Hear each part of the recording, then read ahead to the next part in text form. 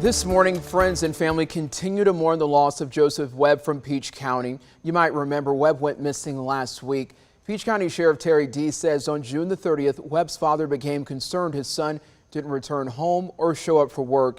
His family found him dead Saturday morning at a home in the 100 block of Pleasant Hill Court in Warner Robins. Now, the people who knew him best, like John Levine, say they want to focus on the good times. Every single body has nothing negative to say about him. Everybody loved him, and he loved everybody. And the way that he's remembered is the way that everybody should be remembered. It's a sad story. You know, friends and family all started raising money for those funeral costs that are going to be coming up. And Warner Robins police this week said Webb died from some sort of trauma, and they have a suspect in the case. We're still waiting to get more information about his death. Central Georgia football great Demarius Thomas suffered from serious brain trauma before he died last year. A study released this week by the Concussion Legacy Foundation uncovered this information.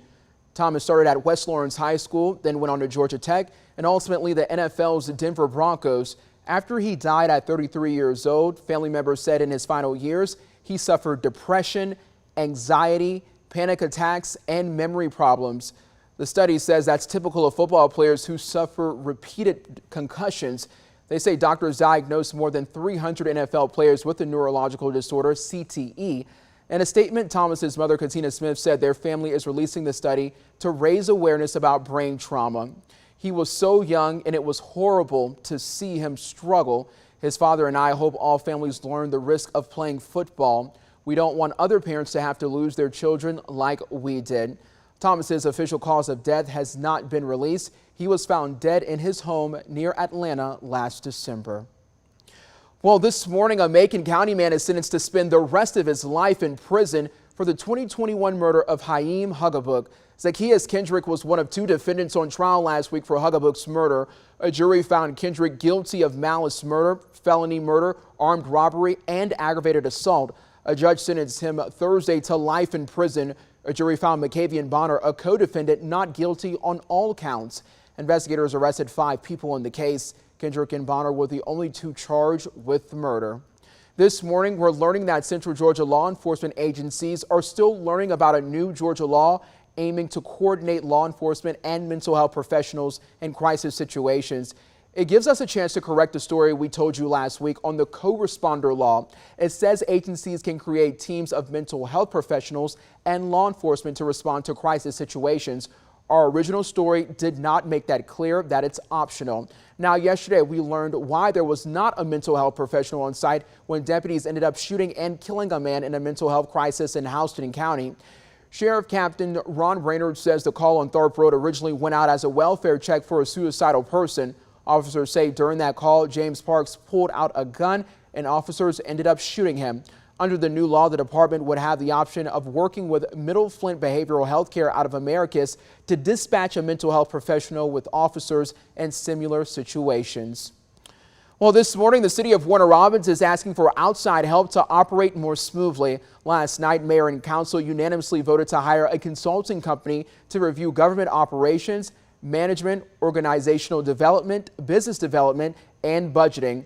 Warner Robins Mayor LaRhonda Patrick says the company will help the finance department manage American Rescue Plan Act funds and the SPLOST funds, and she says they will help increase revenues in other areas. According to the resolution, they'll spend $10,000 a month. That's going to come up to about $120,000 a year on the company once they sign that contract. Mayor Patrick also says it's a specialized service through one company instead of 2 roles, so it's a great price. My goal is to outsource where we need a specialty person to do it that can dedicate fully to that. But the key is that we're not going to just outsource, they're going to actually work with us. So in tandem with us, that's the focus here. Mayor Patrick says even though they voted to hire a consulting firm, they still will be searching for a new finance director. It's 6:36 on your Wednesday morning. This morning, help may be on the way for some DeKalb County workers who say they're still waiting for paychecks after a month on the job. The employees were new hires who began working in late May when DeKalb County pools opened for the summer. One employee says they completed the necessary hiring paperwork and were told they could begin working. As of this morning, though, the workers are still waiting on those checks. Just pay everyone what they're due. Nothing extra. We're not asking for anything out of the ordinary. Our sister station 11 Alive contacted DeKalb County yesterday looking for answers. A spokesman says a manager who hired 26 summer employees failed to make sure each person completed the application process. More than half of the employees now completed that process and should be paid by Friday. Once the remaining people finish that process, they will also be paid. A Georgia prosecutor wants U.S. Senator Lindsey Graham from South Carolina and former New York Mayor Rudy Giuliani to testify before a special grand jury. Fulton County District Attorney Fannie Willis is investigating the actions of former President Donald Trump and his allies after the 2020 election.